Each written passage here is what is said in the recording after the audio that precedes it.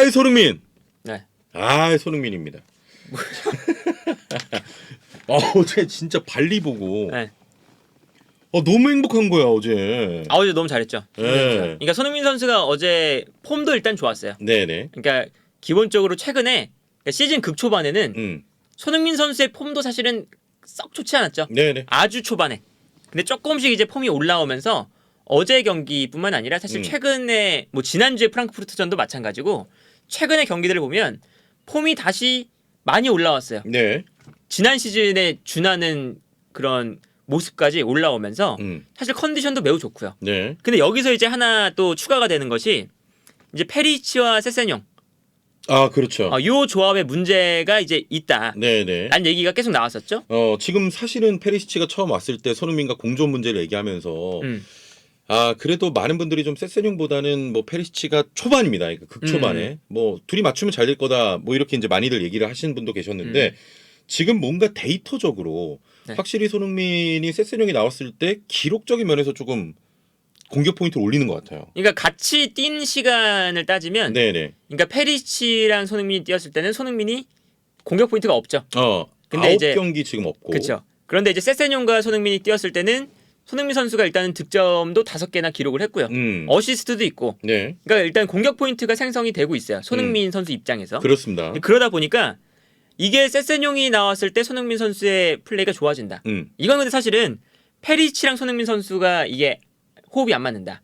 이거는 계속 나왔던 문제니까. 네네. 요 문제를 제외하고 세세뇽하고 손흥민의 호흡이 매우 잘 맞는다. 그렇습니다. 이게 좋은 거죠. 그게 이제 오늘 경기에서 프랑크푸르트전에서도 좀 여실히 좀 드러났던 그런 모습이었고. 어떤 거냐면 예. 그러니까 일단 이 차이는 어디서 오냐면요. 손흥민 선수도 어떤 게 있냐. 지공 상황보다는 역습 상황에서 빛을 발하는 스타일이죠. 당연하죠. 속공에 강한 스타일이죠. 손흥민 선수의 스타일 자체가. 예. 근데 세세뇽도 마찬가지예요. 빠른 스피드를 이용해서 지공 상황에서보다는 네네. 속공 상황에서 빛을 발하는 스타일입니다. 그렇습니다. 스피드가 빠르니까. 네. 그런데 토트넘 자체가 지공 상황보다는 역습 상황에 더 강점이 있는 팀이죠. 그러다 보니까 세세뇽이 공격으로 올라올 때 빠르게 올라올 때 손흥민도 뛰어나가고 네. 이때 세세뇽이 올라와주면서 손흥민에게 붙어있는 수비수를 분산시켜준다. 그러면서 이제 손흥민에게 공간이 좀 많이 나더라고요. 요게 이제 포인트인 거거든요. 네네. 그러니까 그 세세뇽이 뭐 덜 올라가서 손흥민 선수가 뛰어나갈 수 있는 위치가 넓어진다. 요런 건 사실은 조금 이제 안 맞고 네. 역습 상황에서 올라갈 때 세세뇽이 빠르게 올라가 주니까 손흥민에게 붙어있는 선수가 분산이 된다. 그렇죠. 요게 예. 포인트인 거예요. 그래서 이제 오늘 장면을 좀 봐볼까요? 그러니까 요런 거죠. 예. 역습으로 나갈 때 이것도 이제 이게 바로 끊어서 올라가는 장면이었거든요. 여기서는 이제 호이베르가 매우 잘했죠. 호이베르가 올라가서 크로스 올리는데 세세뇽이 빠르게 올라가 주니까 원래 손흥민에게 붙어있던 수비수가 이거지. 세세뇽에게 딸려 나가면서 네. 그러면서 손흥민 선수가 발리 슈팅을 할 수 있는 찬스가 만들어졌었죠. 완전 이제 어떻게 보면 노마크 찬스가 손흥민에게 나왔죠. 그렇죠. 예. 그러니까 요런 장면들이 세세뇽이 빠르게 올라와 주니까 생기는 거거든요. 이거지. 그렇죠. 요런 게 이제 요런 장면. 그리고 요거 이제 요 장면도 마찬가지입니다. 이 장면도 좋았죠. 이건 이제 역습으로 나갈 때 세세뇽이 올라오니까 원래 이제 그 어제 투타라는 선수가 네네. 손흥민을 마크하는 역할이었어요. 3백을 쓰는데 3백이 오른쪽에 나온 선수가 있거든요. 근데 세세뇽이 빠르게 올라오니까 순간적으로 이 선수가 세세뇽을 향해 움직여요. 그러니까 손흥민이 순간적으로 투타의 마크를 안 받으면서 네네. 뛰어나갈 수가 있는 겁니다. 이것도 이제 역습 장면이죠. 그렇습니다. 그러니까 특히나 이제 앞 장면보다 이 장면이 제일 중요한 건데 역습 장면에서 세세뇽이 빠르게 올라오니까 공간이 나네요. 손흥민에게 공간이 난다. 뛰어들어갈 수 있는 공간. 요게 포인트인 겁니다. 네네. 그러니까 요런 이제 움직임이 나오니까 세세뇽하고 손흥민의 움직임이 잘 맞는다. 네. 라고 이제 평가를 받는 건데 그렇다면 페리치랑은 왜 안 맞느냐? 왜 안 맞느냐?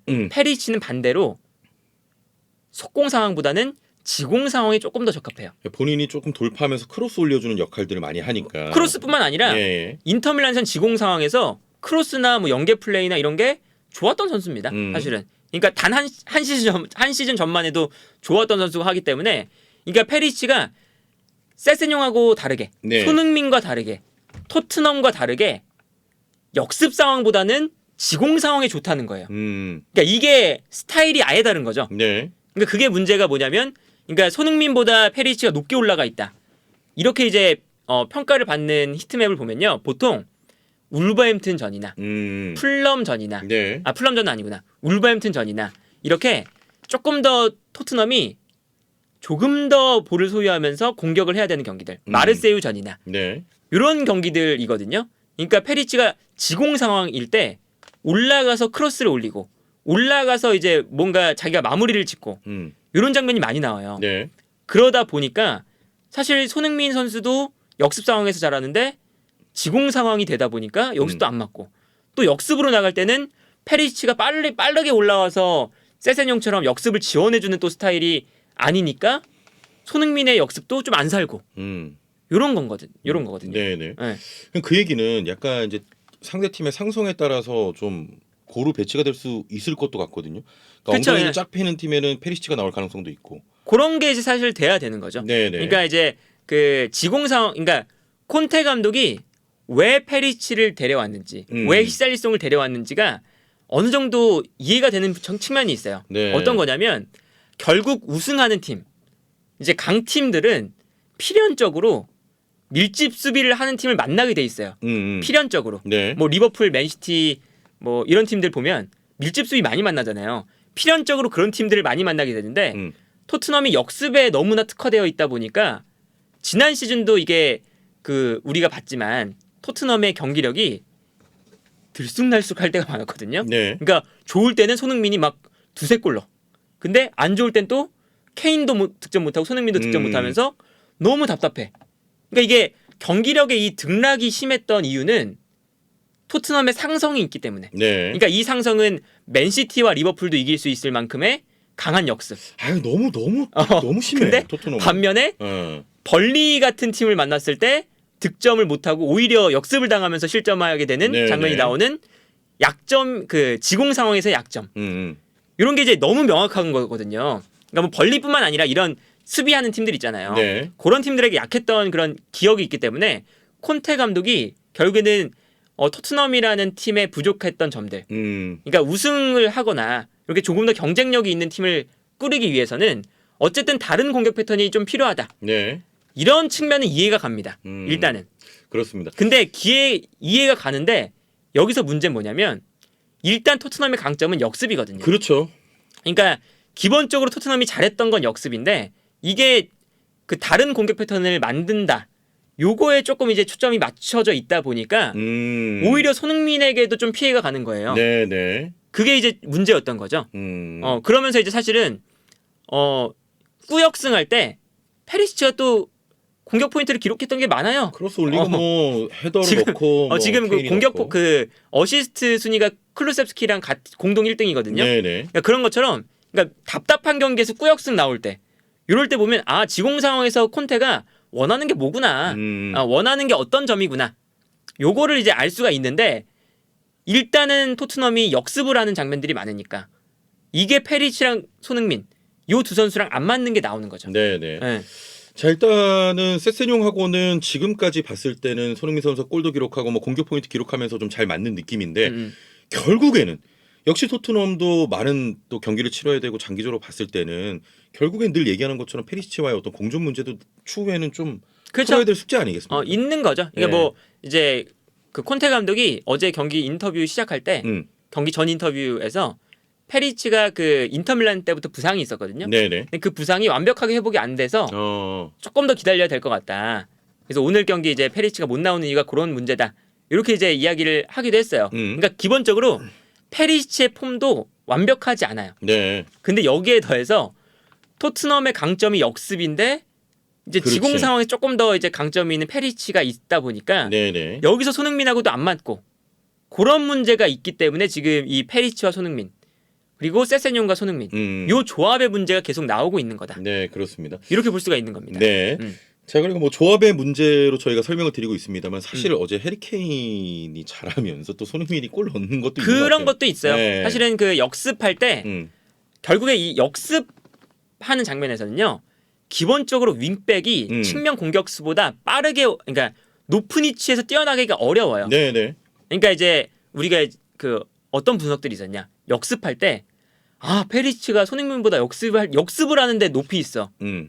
이거는 지공 상황에서 손흥민보다 높이 있는 거지. 아 그렇죠. 역습할 때 페리치가 높이 있을 만한 그런 그럴 수가 없지 빈도가 않나? 예. 애초에 이 위치상 그럴 수가 없어요. 근데 이제 역습할 때 문제는 뭐였냐? 요 이제 케인의 문제가 좀 있었죠. 케인이 볼을 잡았을 때 뛰어나가는 손흥민, 뭐 손흥민뿐만 아니라 클루셉스키, 네. 히샬리송 뛰어나가는데 패스가 안 가니까 여기서 답답했던 거거든요. 근데 어제 경기는 케인이 진짜 이번 시즌 거의 유일하게 진짜 잘하더라고요. 케인이 오늘은. 연계 플레이가 됐던 경기였습니다. 네네네. 그리고 어제 경기 끝나고 어떤 얘기를 했냐면 콘테가 케인이 조금 더 내려와서 연계 플레이에 집중을 하는 걸 요구했다. 이런 인터뷰도 했었거든요. 그러니까 어제 경기를 딱 흐름을 생각해보면 어제 송케 조합이 이루어졌던 게 좀 이유가 있었구나. 네네. 그런 게 또 있는 거죠. 네. 저는 이제 그래서 그 지점이 조금 아쉬운 부분이 케인이 부진하면 팀도 너무 약하고 그게 너무 강한 것 같아. 그게 있으니까 그러니까 콘테 감독도 고민이 많았던 거예요, 사실. 네네, 그러니까 그렇습니다.